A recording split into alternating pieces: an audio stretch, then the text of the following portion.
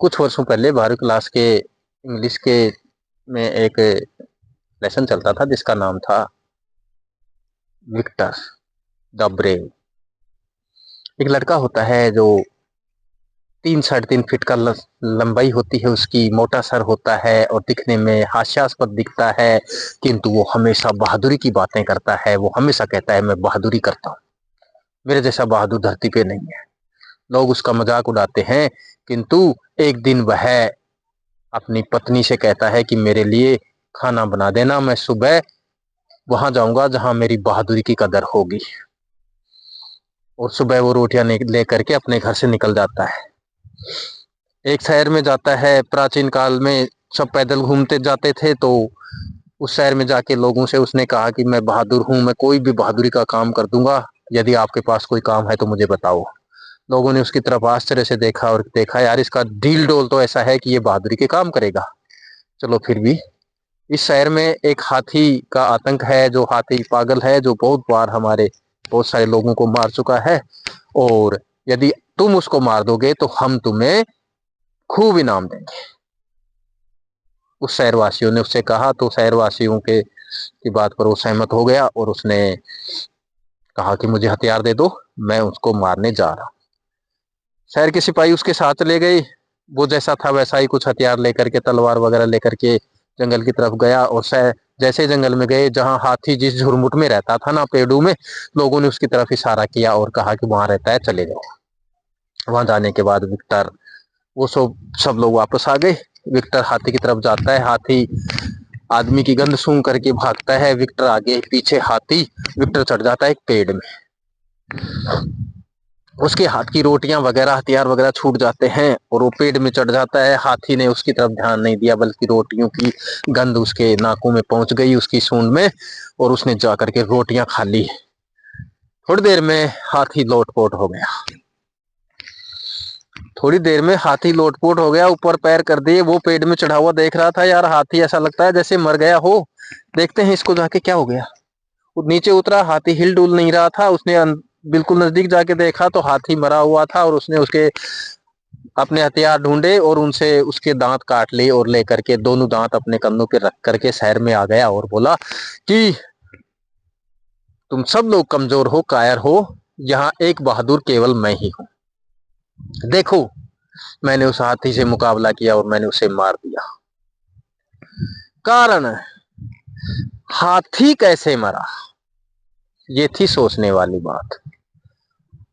हाथी इसलिए मरा कि उसकी सेखियों से जो रोज वो फेंकता था ना, उससे उसकी पत्नी इतनी दुखी थी कि वो हमेशा ही चाहती थी कि ये मर जाए तो मैं दूसरा पति कर लूं।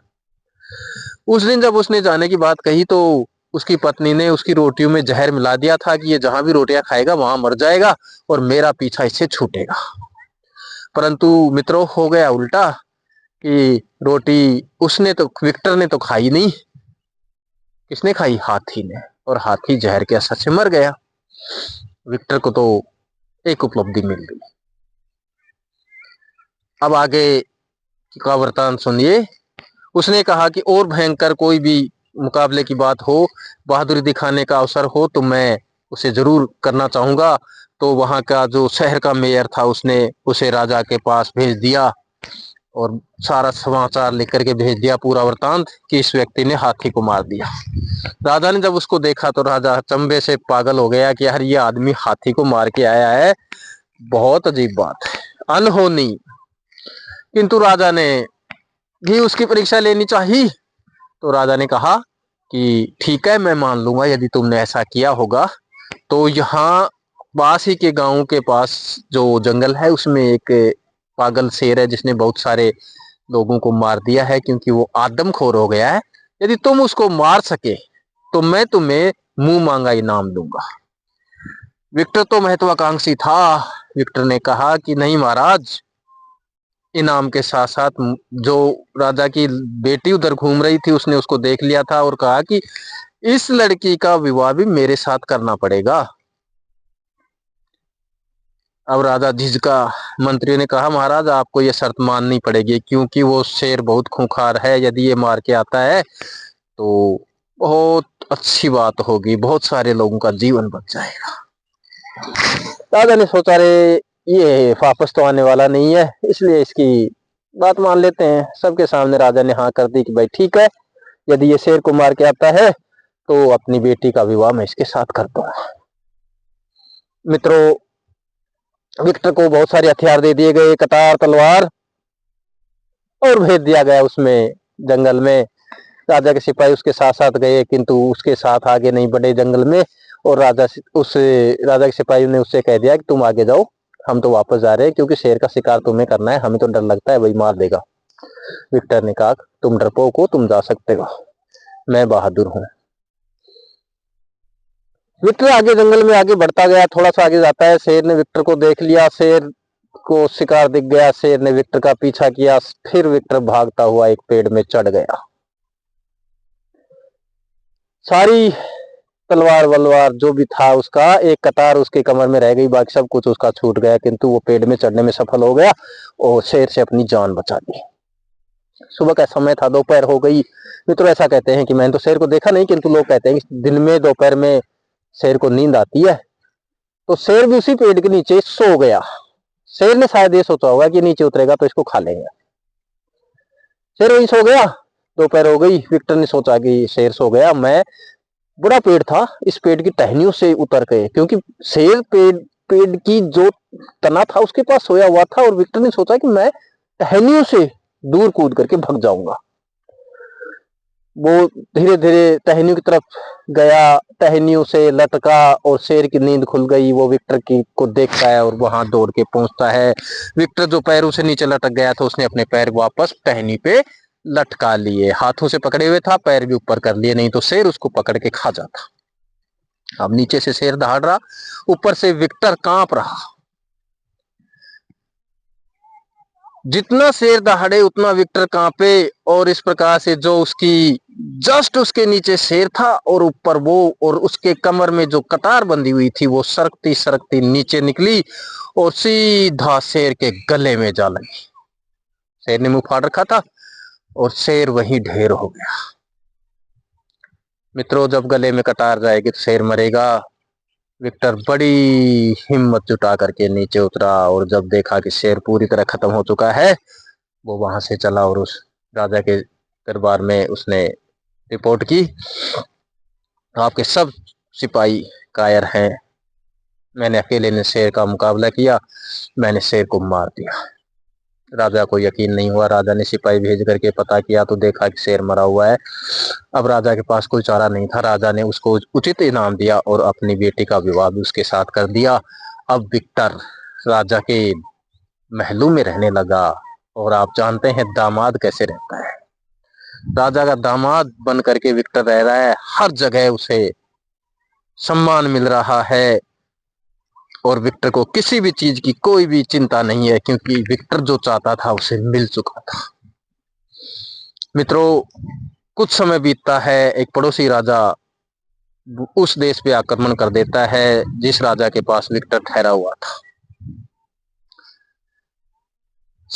बाहर आकर के पड़ोसी दुश्मन राजा के सैनिकों ने तंबू गाड़ लिए और ये ऐलान कर दिया कि कल इस शहर को लूटा जाएगा, इस शहर पे अधिकार किया जाएगा। विक्टर वाले शहर के लोग सब डरे हुए थे, सबको पता था कि सामने वाला राजा शक्तिशाली है, उससे हम जीत नहीं पाएंगे। अब तो हमारे पास एक ही सहारा है, वो विक्टर है। विक्टर के पास समाचार भिजवाया गया कि विक्टर, अब तुझे संभालना है जो कुछ संभालना है। विक्टर समझ चुका था कि वो किस्मत साथ दे गई, हाथी भी मर गया, शेर भी मर गया, किंतु पूरी सेना मारना मेरे बस की बात नहीं है। वहां तो किस्मत ने साथ दे दिया, अब किस्मत मेरा साथ देने वाली नहीं है। उसने प्लानिंग कर ली। आधी रात को उसने अपनी पत्नी, जो कि राजा की बेटी थी, उससे कहा कि कुछ सोने चांदी के बर्तन एक बोरी में भर लो। ऐसा नहीं है कि मेरे पास किसी चीज की कमी है, किंतु रास्ते में हमारे खर्चे में काम आएंगे, इसलिए कुछ बर्तन बोरी में भर के अपनी सर पे रख लो और मेरे पीछे पीछे चली आओ। दोस्तों, राजकुमारी इतनी चालाक नहीं थी, उसने सोचा अपना पति कह रहा है तो बात मान लेनी है।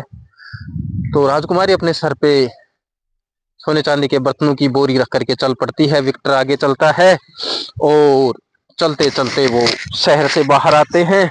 शहर से बाहर आकर के मुख्य दरवाजे से बाहर निकलते हैं तो देखते हैं कि मुख्य मार्ग के दोनों तरफ दुश्मन के सैनिकों ने तंबू गाड़ रखे हैं और वो सब रात के अंधेरे में सोए हुए हैं।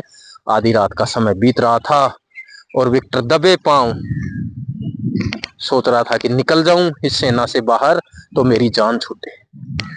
राजकुमारी भी चुपचाप उसके पीछे चली जा रही थी, किंतु होनी को कुछ और ही मंजूर था। घुप अंधेरा था और सामने से कोई उड़ता हुआ भौंरा आया और विक्टर के चेहरे से टकरा गया। मित्रों, जो डरा हुआ होता है वो छोटी सी घटना से भी तेज डरता है। विक्टर चिल्ला करके वापस भागा। विक्टर ने तो ये सोचा कि हमला हो गया, और ये देख करके राजकुमारी ने भी वो सारे बर्तन की बोरी फेंक दी और तेज आवाज हुई और दोनों दौड़ करके वापस मुख्य द्वार से घुस गए और अंदर शहर में आके दोनों अपने महलों में पहुंच गए। और विक्टर जाके एक पलंग के नीचे छुप गया। ये तो हुई विक्टर की बात। उधर दुश्मन सेना की बात सुनिए।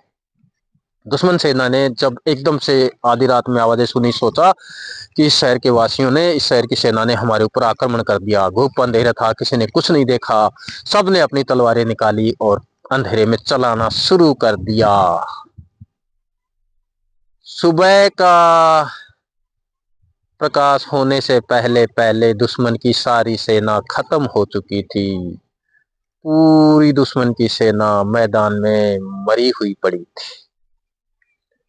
उस शहर के वासियों ने जब सुबह उठ के देखा कि पूरी सेना खत्म हो गई है, किसने किया होगा? विक्टर ने किया होगा। विक्टर पलंग के नीचे छुपा हुआ है। शहर वाले विक्टर की जय जयकार कर रहे हैं। विक्टर सोच में पड़ गया, साला मैंने क्या कर दिया? मैंने तो ऐसा कुछ भी नहीं किया जिसके लिए मेरी जय जयकार हो रही है। किंतु मित्रों, पूरे शहर वालों ने यही समझा कि ये सारा खेल विक्टर का है, क्योंकि विक्टर ही बहादुर है इस शहर में मात्र। और सबने विक्टर को बाहों में लिया, सबने उसको सम्मानित किया।